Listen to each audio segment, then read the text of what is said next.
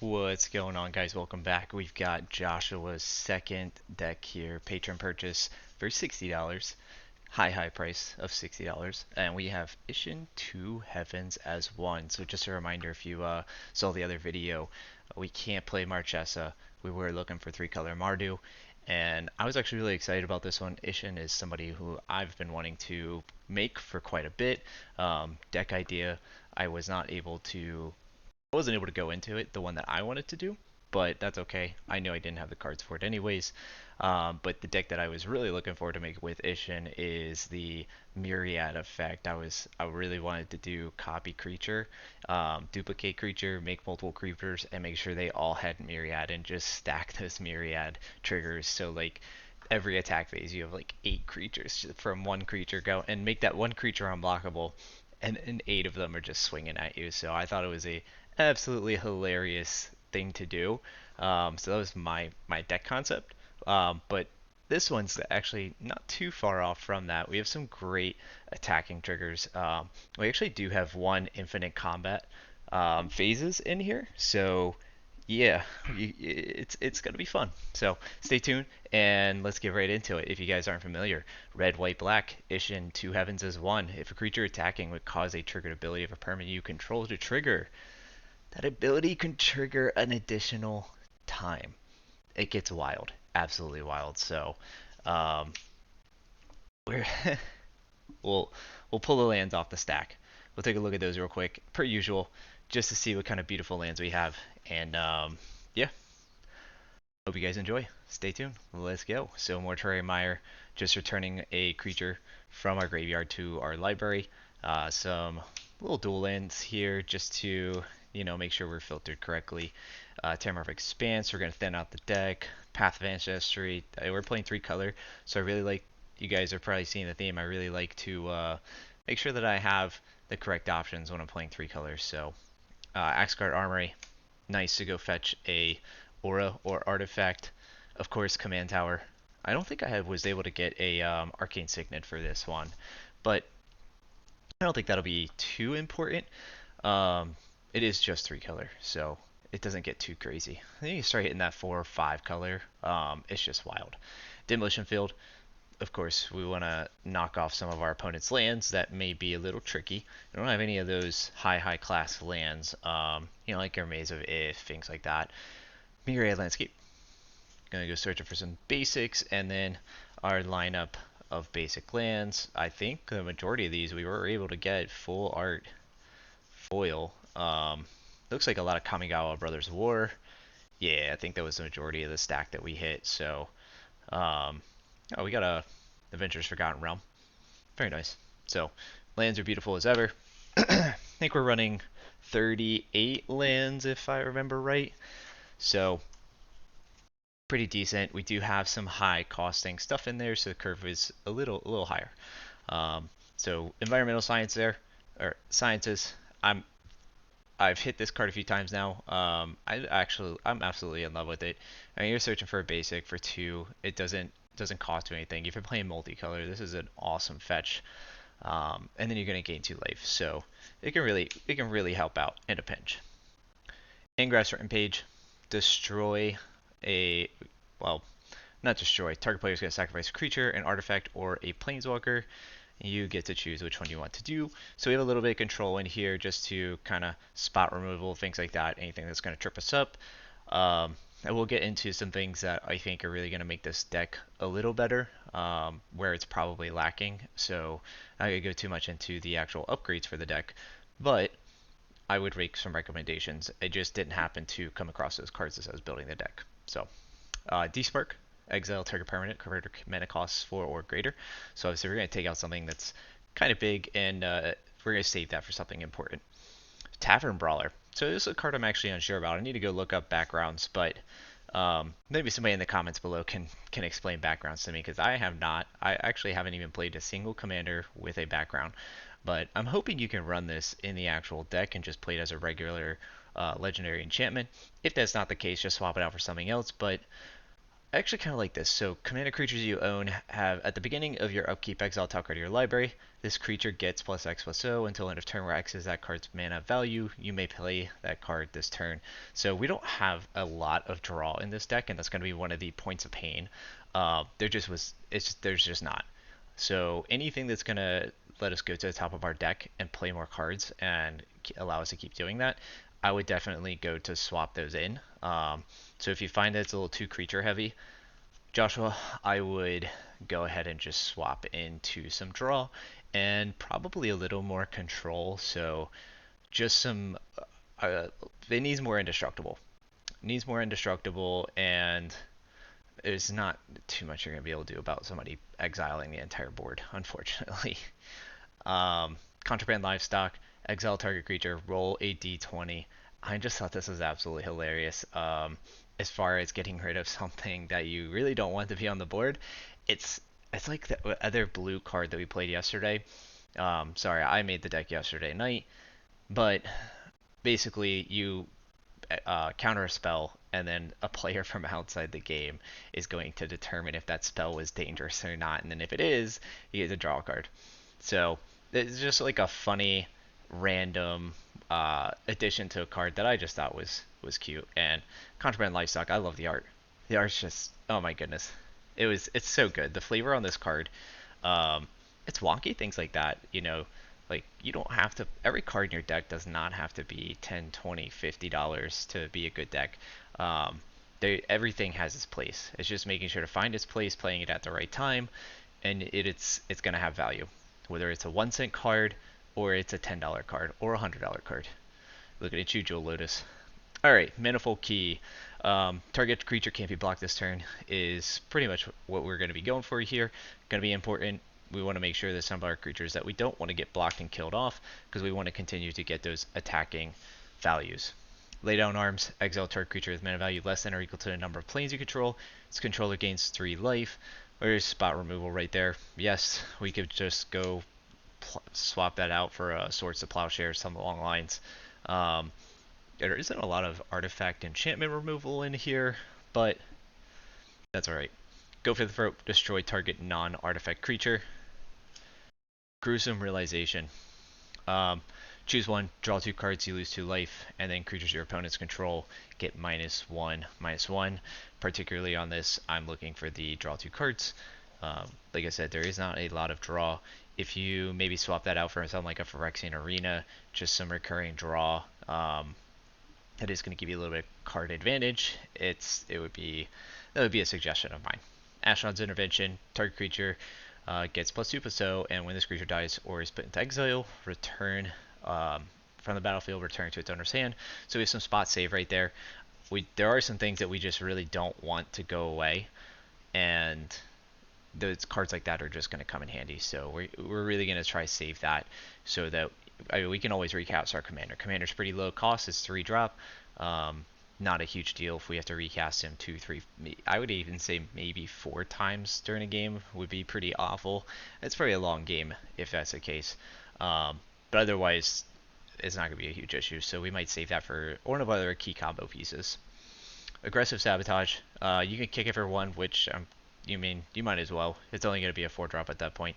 But we're going to basically aim for somebody who's very interactive with the board, has good card draw. We know the target player is going to discard 2 cards, and if a spell is kicked, we're going to deal 3 damage to them. Really, we're just targeting somebody who's got power on the board. If they're a power player in the game, you want to knock them down a little bit. So direct target spells. I know we don't run a lot of them in a lot of commander decks, things like that. Usually we try and do group play as much as possible, and I know that's what a lot of the decks are really going after, but if you are going to include spells like that that are for a target player, just keep in mind you're really going to want to target somebody who you see as a high level threat, who's not necessarily comboing or has the strongest creature, but has the ability, like they have all the lands, right? If they're hitting the key components, if they're hitting their lands, they've got draw, so they've got card advantage. They're always doing something every turn. I just want to get stuff out of their hand. I want to make sure it's just a little bit harder because their deck's obviously it's well tuned. Alright, Rotten Mouth Viper. This was a cool one. As soon as I saw this, I was just like, yeah, absolutely. So as additional cost to cast a spell, you may sacrifice any number of non-land permanents. This spell costs 1 less to cast for each permanent sacrificed this way. Honestly, you're probably just going to drop it for 6, but if you really want to get it out early and there's no like major things on the board, then and you might want to sacrifice it just so you can get those blight counters on it a little faster. By all means, go for it. There's a little bit of token generation in here, so you could even sack off some tokens. But for each blight counter on it, each opponent loses 4 life unless that player sacrifices a non-land permanent or discards a card. Awesome, awesome, awesome control. You're going to get that double trigger, so whenever he attacks, you're going to put 2 blight counters on it, and then for each blight counter, they're going to do that twice. So let's say the first time they're going to do 1, and then they're going to do it again. So by like the 3rd or 4th time, they're having to do this 6. They have to respond to it 6 times. Each player. Like it's crazy. So you get this out super early. This thing starts doing some nasty, nasty damage. Absolutely love it. All right, Black Market Connections. So, few options here. This is just a great card in black. You can do with it what you need. So you can get early on, drop it on turn 2, even 3. Create a treasure token, you lose 1 life. Busy information, you can draw a card, you lose 2 life, so you do have some draw options there. You're going to lose life with this card. Not that bad.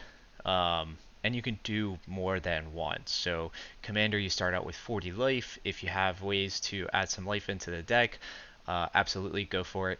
I think there are a few lifelink options in here, but if you can offset that life loss, then I mean every turn I would at least be doing the treasure token and the draw card.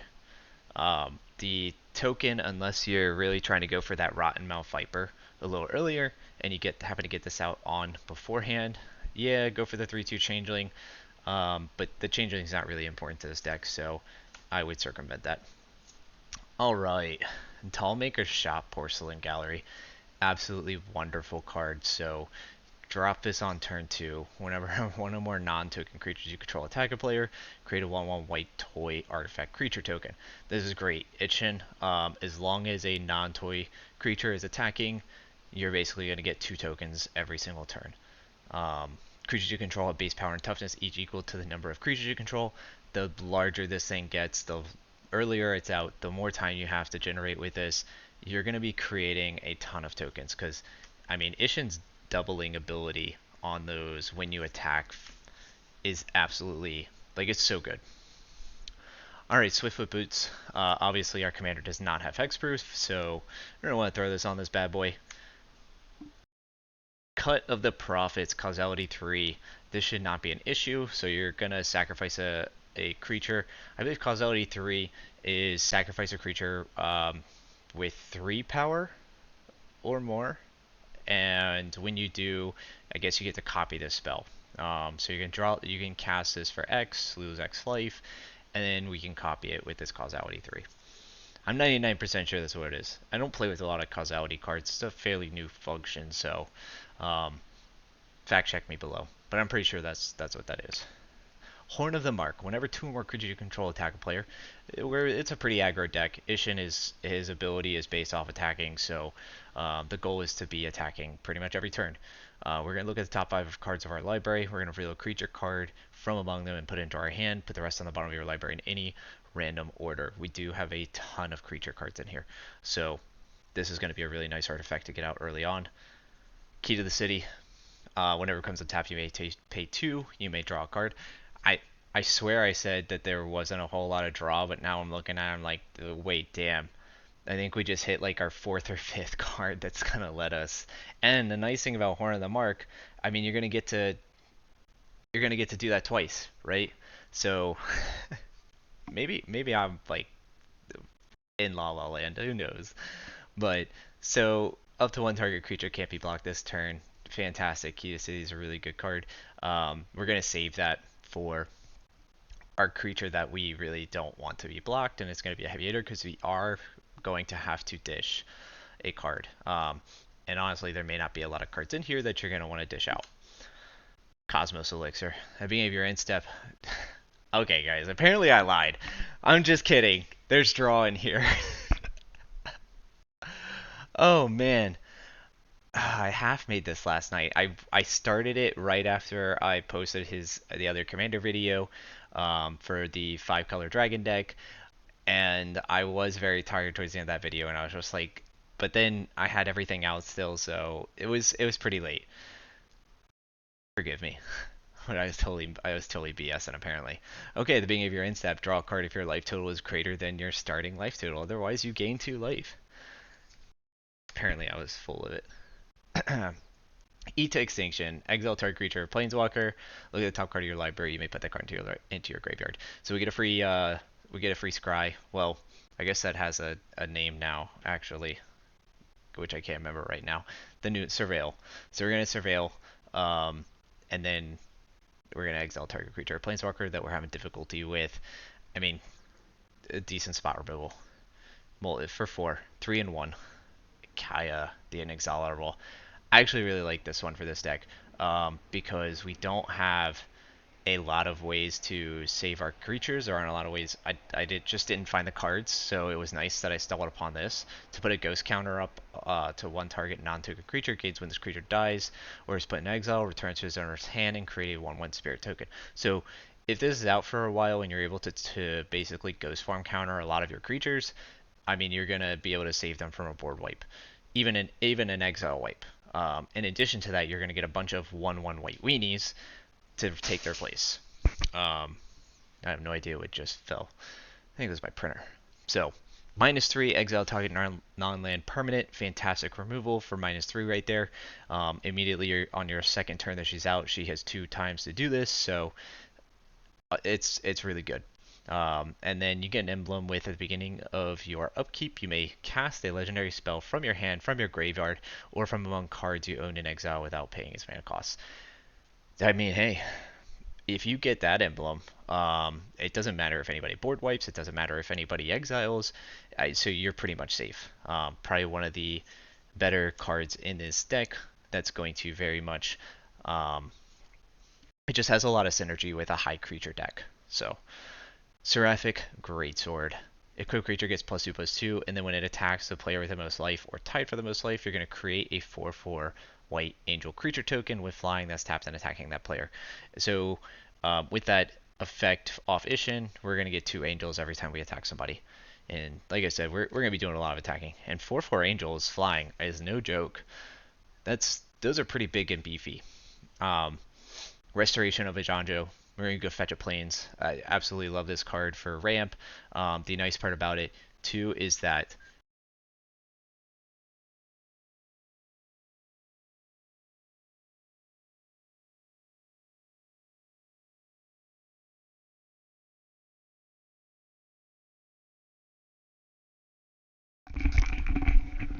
oh, the technical difficulties. I think this headset I've had it so long, I think it might be time to just get a microphone or to get a new headset, depending on how the volume is on this. I have had it for a while, so the battery probably does not last anymore. Anyways, moving on. Architect of Restoration, you're going to get double on the create colorless spirit creature tokens when he attacks. So you're going to get a lot of token generation out of that. You know how I love to keep out tokens if we really want our commander to survive in commander against those sacrifice decks. Destroy target permanent, vindicate. Fantastic removal spell for multicolor. Ravenloft Adventurer. This was an interesting one. So I had to go look up what initiative was. Basically, it's similar to Monarch. When you attack, you're going to have the initiative, which is going to let you go do a lot more dungeon exploring when you're attacking people. So if a creature an opponent controls would die, instead exile it and put a hit counter on it, and then when it attacks, if you complete a dungeon, defending player loses 1 life for each card they own in exile with a hit counter on it. Great for getting things exiled.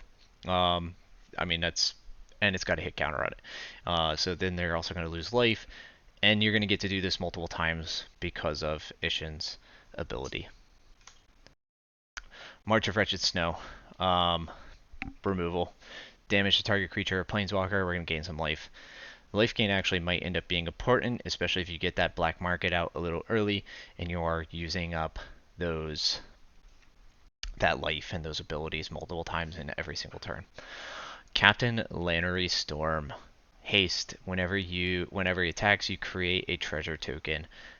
Busted. So you're gonna get 2 treasure tokens every single time, which is fantastic. And then you can sacrifice those treasure tokens, which we're probably not going to.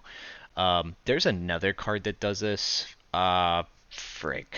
It does it whenever a creature attacks, though.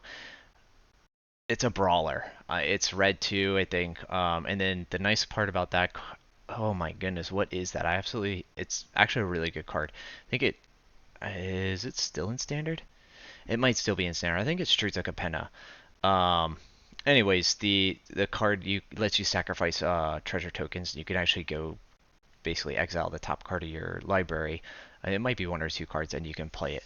Um, Dang, it was like a $5-10 card for a minute. It's gonna bug me that I can't remember it, but I'll go look at it later, and I might throw that one. That would be a good one to add in there as well. Making treasure tokens, ramping up the ability to sacrifice off those treasure tokens. That's just win-win all around. Treasures are pretty much busted these days, in my opinion. So games are games should be going a lot quicker than they did for score in like 8 years ago. But anyways, Thundering Raiju, a great card for using this ability. I mean, you're going to get to put those +1/+1 counters on it. You're going to deal that X damage, and then you're going to do that X damage multiple times, twice every turn. It's just gross. So, Aki Battle Squad. Whenever one or more modified creatures you control attacks, untap all modified creatures you control after this combat phase or as an additional combat phase. It triggers only once each turn. Okay, fine. But we should still be able to copy it. Even if we don't get to copy it, having an additional combat phase, getting to redo all of our triggers from attacking, it's just going to be nice. It's nice synergy right there. All right, Tribute to Hirobi. Each opponent's going to create a rat rogue creature token, and then you're going to do that twice. So cool little saga, you're just going to give out some rat tokens. Probably people are going to attack you with them because you're not going to block them, which is fine. You don't want to because we don't want to kill them off. So hopefully you're not giving them to somebody who can sacrifice them. But when you flip it, you're going to get all of those rat tokens, and then you're going to you may sacrifice another creature. If you do, draw. So you have a little bit of draw here, which is nice. But even if you don't, there's a lot of other good token generation, so you may sacrifice another creature. You can also do that multiple times. So I definitely lied earlier, guys. I'm so sorry. This deck does not lack draw. What it really probably lacks is indestructible and a little bit of protection. And then not as much interaction as I normally would as far as targeting other people's permanents, but neither here nor there. Every deck cannot be built the same, can't be perfect. The cards we get to go through are totally random. So, anyways, Mirror Box Legend rule does not apply. Actually, going to be really important because we don't want our legendaries to be sacrificed if we end up making copies of them. So, if you're playing an effect like Myriad, and you have legendary creature, and it's going to start copying your legendary creatures, and you have multiple legendaries, I mean, unless it specifically says that they enter as non-legendary, then you're unfortunately going to have to sacrifice them. But each legendary creature is going to get +1/+1. Each non-token creature you control gets +1/+1 for each creature you control with the same name as that creature. It's going to get pretty busted. I think it's 3 cards, so there is a 3-card infinite combo in here, and it's not so much infinite, but you're just gonna be able to do it as much as you want. Iron Soul Enforcer. Whenever your commander he attacks or your commander attacks alone, you can return target artifact card from your graveyard to the battlefield. Really good card because you're gonna get to do it twice. So any of the artifacts, if somebody removes them, you're gonna get a little bit of recursion there. And it's nice that it's dependent on your commander, so you can recast your commander. So if you really have an artifact that's in your graveyard and you need to get it back, and you're just like, my commander's already out, you get your Iron Soul out. You can either make your commander unblockable and attack alone, or you can sacrifice him, let somebody kill him off, and still get that double trigger from there and bring back 2 artifacts. So can be busted too. Like, They go put something stupid in there, like a blight steal, or just dumb things that shouldn't even be in Commander to begin with. That's basically what you're gonna want to do. We don't have any of those in here. Is blight still even allowed in Commander? I can't remember. It's been so long since I've actually looked at that card. The fact that you can one turn with it and cheat it onto the battlefield is just never a very appealing card to me. All right, Kamiya Celebration. Whenever a modified creature you control attacks, exile the top card in your library. You may play that card this turn. Whenever you cast a spell from exile, put a +1/+1. I, guys, at this point, I'm just a broken record. Apparently, I was definitely half asleep, but the synergy in some of this is really good. I mean, that's going to go great with Kaya from earlier, because if something does, you get that exile ultimate off, you're going to be able to cast things from exile, even. That's just great. Okay. Apparently was so full of it. Mukotai, the Soul Ripper. So we got cool little vehicle here. When he attacks, you can sacrifice another artifact or creature. So all those treasure tokens you've been building up, you can do this multiple times, and you're gonna put +1/+1 counter, and you're gonna gain menace until end of turn. He only costs 2 to crew. I thought it was a pretty cool early on way to start getting able to attack. Especially if you get early token generation, it's gonna be really nice. Whenever a samurai, so our commander is a samurai, whenever samurai or warrior you control attacks alone, you can untap it. If it's the first combat phase of the turn, there's an additional combat phase after this. The fantastic thing about this is it doesn't say that this can only happen once. So, technically you're going to copy that ability all during that first combat phase.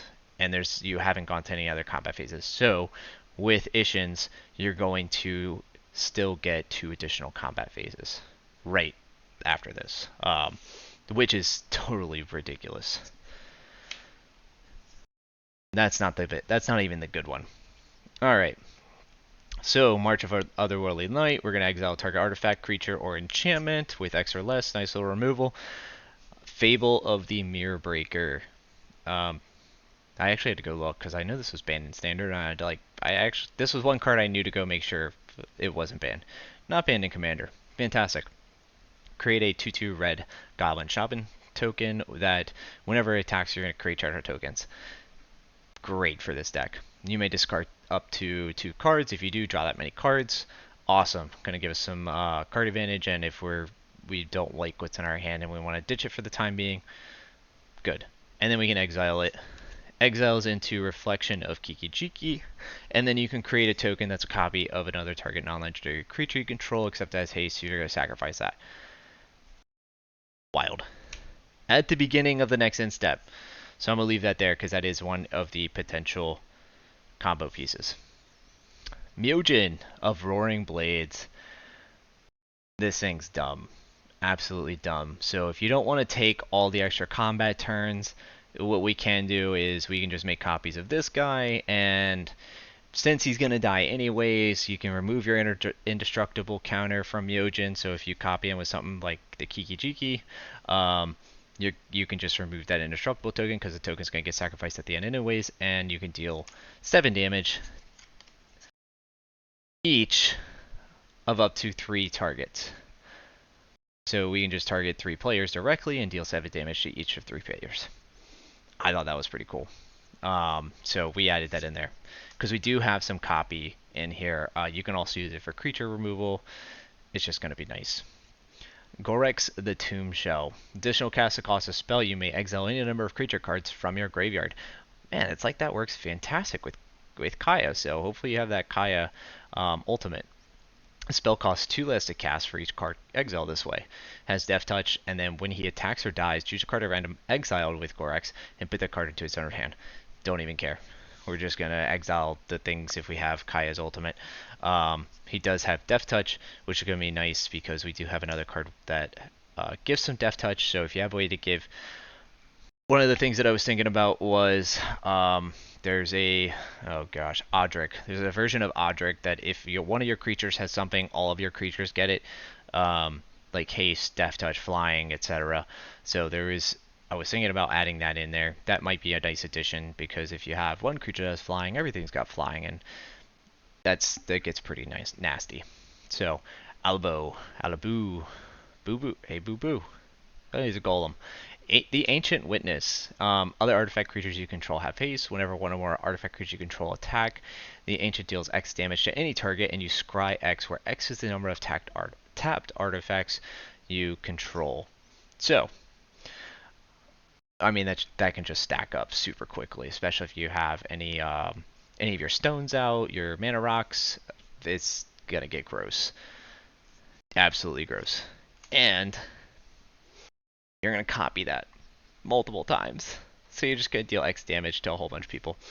Mysterious Limousine, kind of a double-edged sword here. This is basically going to be token removal, so in my mind, but you can use it to exile your own stuff if you know about board wise coming and you don't have that ultimate from Kaya. You can also use it on your target, your opponent's stuff. It's such a double-edged sword, because if it dies there, everything's going to come right back. It's a vehicle, so artifact removal might be a little bit harder, but there's no real massive artifact saving for this deck, so my opinion is just get rid of tokens with this thing. Best way to do it. Alright, Lightning Runner.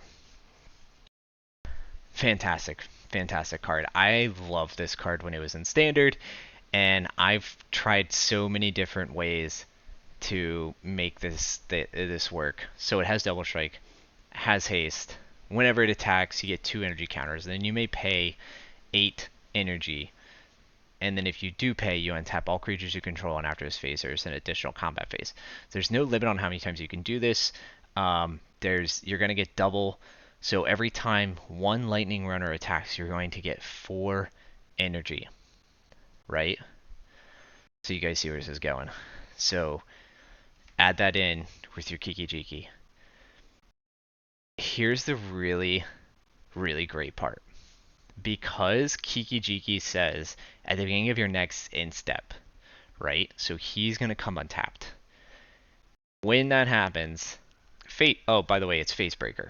Why couldn't I remember Facebreaker? Facebreaker is the one who makes the tokens. For some reason, I just looked at Kiki right here, Kiki Jiki, and was like, his face is all busted. Oh, Facebreaker. Facebreaker's the one when your creatures attack and they deal damage, you get treasure tokens, and then you sack your treasure tokens for the top of your deck. Anyways, so the best part is that all of your creatures are going to get untapped, which means Kiki Jiki gets untapped, which means you can then make another copy of Lightning Runner, which then means you get to do Lightning Runner again. It's just, you immediately, if you get this off right here, after one attack with Lightning Runner, with your double Lightning Runners, it's over. She's not even legendary, which is fantastic. So you don't have to even worry about needing your mirror box on the battlefield. This isn't a high costing combo either. So what? All of this can be cast within 5 turns and be on the board within 5 turns. So in a perfect world, this could be a turn 5 win. The best part being is that Lightning Runner has haste. Nothing anybody can do about it. Double strike, haste. It's so good. It is such a good combo. Absolutely love it. Infinite combo combats. If everybody's tapped out, if nobody has creatures, I mean, good luck. Game's over. Right there. Such a good card. I've loved Lightning Runner for so long. It was one of my favorite cards when Aether Revolt and Kaladesh came out. I played that thing so hard in Standard trying to make it work. It wasn't meant to be at the time. The right cards to go along with it weren't there. Alright, so Mardu Strike Leader. Whenever Mardu Strike Leader attacks, put a 2/1 black warrior creature token onto the battlefield. He also has Dash 4.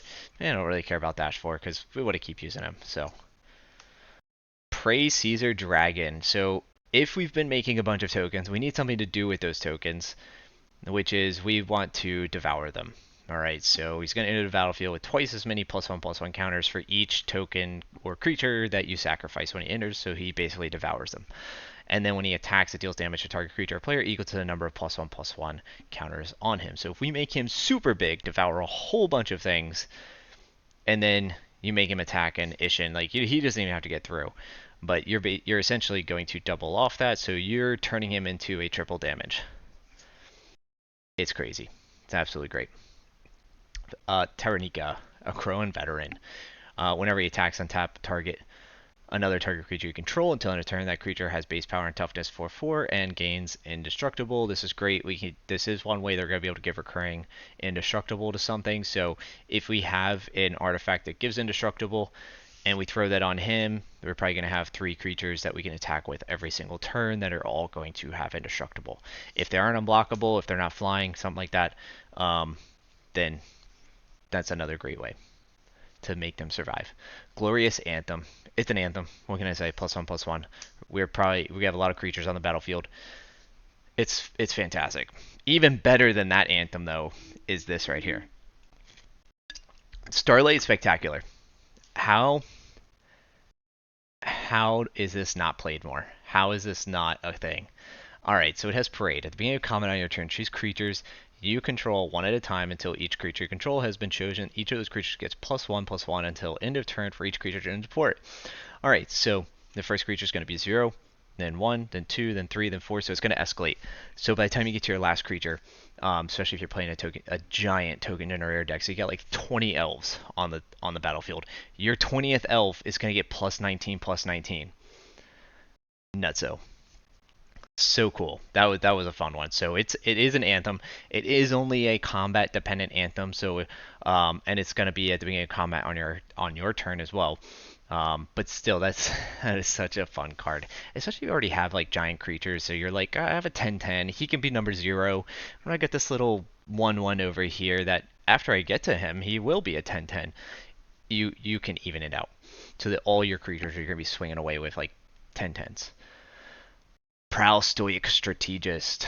Whenever he attacks, exile up to one other target tap creature or vehicle for as long as that card remains exiled. Its owner may play it. Yeah, we can just exile tokens. I know there's tons of token generation out there, so it is great to have cards that have recurring when they attack to exile something. And you're gonna get to do this twice. So if you're going to, hopefully those tokens are tapped and somebody attacked with them. If not, okay. But whenever a player plays a card exiled with Prowl, you draw a card and convert Prowl. If you also have something that's a low cost of your own and it's tapped down, you can just go ahead and exile one of your own things, right? And then cast it for free, and then you get to draw a card, and you're going to convert into a pursuit vehicle. So it's a living metal vehicle is also a creature, and then whenever another creature or vehicle enters a battlefield under your control, put a +1/+1 counter on Prowl. If this second time this ability has resolved, so over time this can actually generate and become pretty big if nothing does about it. So you're gonna get draw, you're gonna get +1 counters, pretty good utility right there. I swear, this is the last time I'm gonna say it. Apparently, I have no idea what I'm talking about.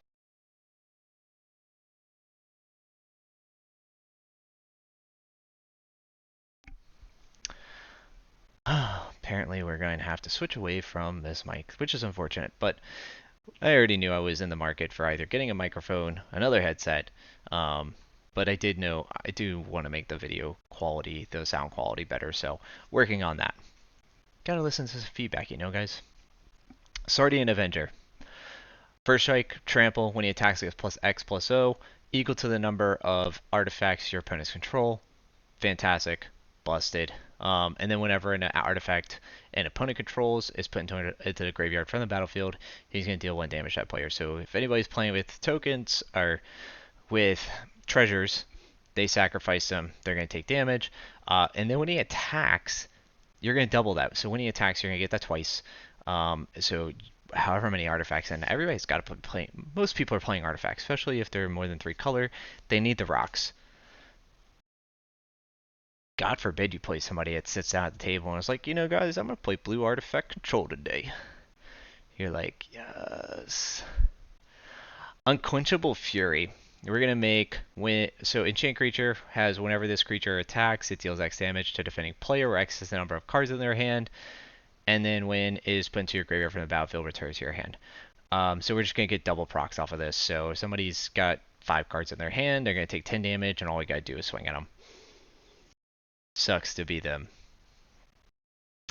Aerial Surveyor, it's another vehicle. When it attacks, the defending player controls more lands than you. Search your library for a basic plains card, put it onto the battlefield tapped, and you get to do that twice. Hopefully they have the 2, because the second time it... Actually, since you get to go search for it, they should both resolve. Might need to roll check that one. The second resolve may not actually finish resolving, because at that point they may not have more lands than you. Emergency Weld. Return target artifact or creature from your graveyard to your hand. Create a 1/1 colorless soldier artifact creature token.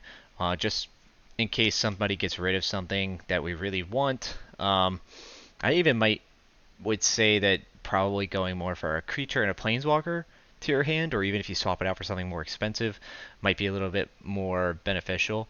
But it is going to be a low cost, so it continues to keep our curve down. Target artifact or creature, Lauren's Escape, gains hexproof and indestructible until end of turn. We get to scry one, a cheap little save there.